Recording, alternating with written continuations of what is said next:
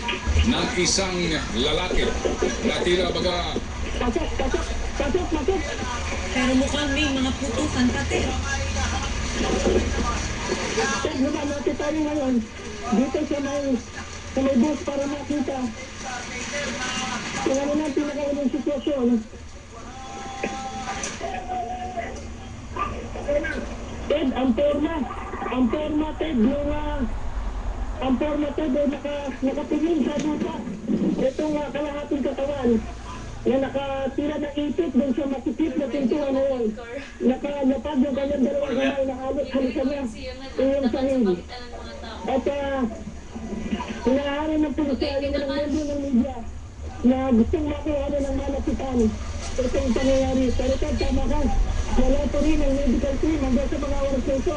Na-explain na nila tumayo sa natin.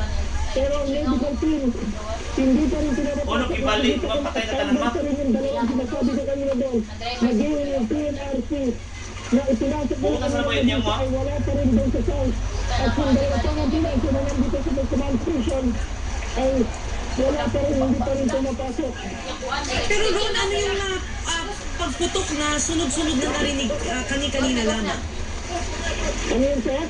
May mga pagputok ding narinig kahit na nakabulagta itong isang nakakamuflage. Ted, nauna yung bulagta, tapos natapos na yung pagputok marahil. May mga buhay pa. Meron pa mga kaibigan lumakas. At lumalabas ang mga turista mula sa loob. May nakita ko isa na tinatakan niya ito, nakakatayo yung Ted. At pinasok na, tinitingnan na yung looban. May isang pinasok na naka-green. At Babaeng turista. Isang babae, isang lalaki. Ted, ang nakita natin meron lumabas. nakakulay orange set and Ted. Tinatakbo rin ngayon dun sa pick-up. Ngayon, Walang lumalapit pa na ambulansya o anumang Red Cross team. Ngayon pa lang, Ted, dumarating yung ambulansya. Nakikita ko dun sa may likuran. Ngayon pa lang dumarating.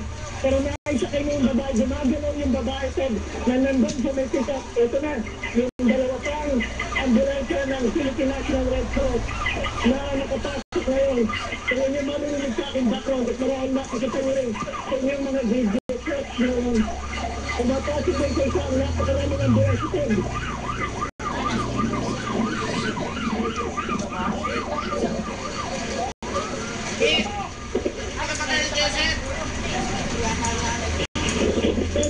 Sa ating huling bilang, Ron, mukhang pang-apat na ito na hostage na nakalabas.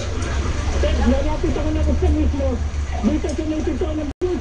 Nandito na ako sa may mismo pintuan ng bus, Ted. At ang saan na pinapasok. At binabas na yung mga scriptor. Tingnan natin, Ted, may mga pagkilos sa loob ng bus, Ted. Meron pang mga pagkilos sa loob ng bus. Sana'y hindi naman totoo ang sinasabing patay na lahat. Yung mga hostage na mga hostage sa loob, Ted. Tama, Ron, may apat na kaming nakitang nakalabas mula doon sa emergency exit. Tama.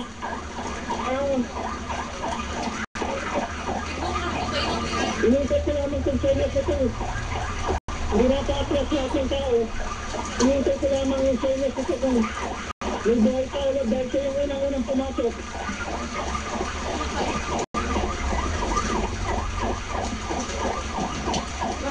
Hindi ko maalinag ng kasunod dahil nakasarado pa rin ang mga kurtina.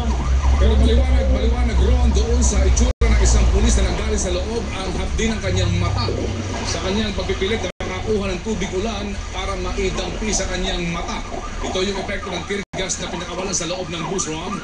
Ted, nakita ko ngayon isang turista dito nakasakay sa ambulansya. Ginadamot doon sa tear gas sa kanyang nakuha.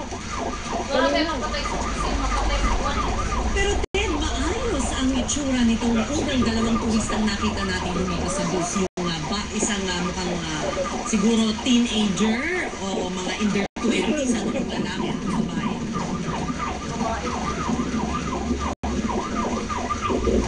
Patay na Ted, nakakasulakot yun Amoy dito sa dulo na ng bus. Amoy namin pa rin. May tama pa rin yung tilda. Ron, nasaan ka eksakto? Nandito sa nagtituran mo naman si Dorca sa food. At nandang ito yung tilda. Na malakas pa rin yung amoy. At nakakahapdi pa rin ang mata. Yung tilda sa lumalabas na nadoon siya sa bus second time. Nandito tayo sa harap. Itong emergency dami na natin. At naghihintay tayo ng kusiling. Ipapasok sila nabas ng mga biktima o survivor. Itong hostage second night of second time. Ulit ko gusto ko ito. Ilan na, Ron, ang bilang mo na nakalabas? At naku, ayaw ko nang describe. Na itsura kung paano sinabahan itong kapatid ito sa nagkatuso sa kulay blue. At nakapatid ito. Nakapatid. Dalawa. Ewan ko na lang din ang ito. Pero ayaw ko nang describe ito dahil talagang napaka-graphic. Ang itsura. Kung tama nitong kaya Captain Mendoza o Jackson sa nga ito. Pero Ron, doon sa loob ng bus, nakita ko ay nakasilip na. Para makuha na, hinahanapan na siya ng bagay na nandun sa loob. Kaya meron siyang focus na nakuha sa kanya. Merong mga magazine ng bala. Merong talaksak, mahabang talaksak na nakuha. Siguro mga isa, dalawa. Dalawa ang magazine ng bala, isang cellphone. At isang talaksak. Pinakasakan pa. Ito na kanigana dito sa may sinigana nila at napakasama ng itsura ng pagkakatama dito. Mukhang tingin ko, mukhang sniper ang dumalo. Dahil talagang raw. At dahil sa best. Ron, meron ngayon nilalabas doon sa emergency exit ng bus, Ron. At sa kabilang banda, meron nilalabas yung sa pang-survivor. Buhay ito, itinatakpak. Itinatakpak ngayon sa ambulansya. Buhay ito. Buhay. Meron pang isa daw sa harapan sinisigaw. Meron pang isa sa harapan. Ito minsan nga sila ikadabao. Walang malay. Pero sinasabing buhay. Wala lang malay ko. Babae ito. Wala lang malay. Walang malay ko. Itinatakbo na ng ambulansya. Ito.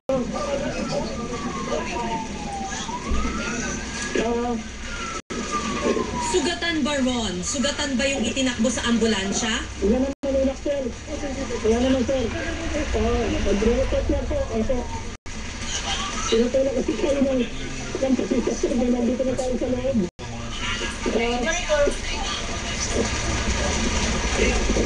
At ito, nung nilabas ko naman, tinitig ko naman. Mukhang ano na to? Wala may si Mendoza makiwan ng puto-puto man. Nalasa waran yung pangputo. Mukhang wala na yung tag. Mukhang wala ng buhay.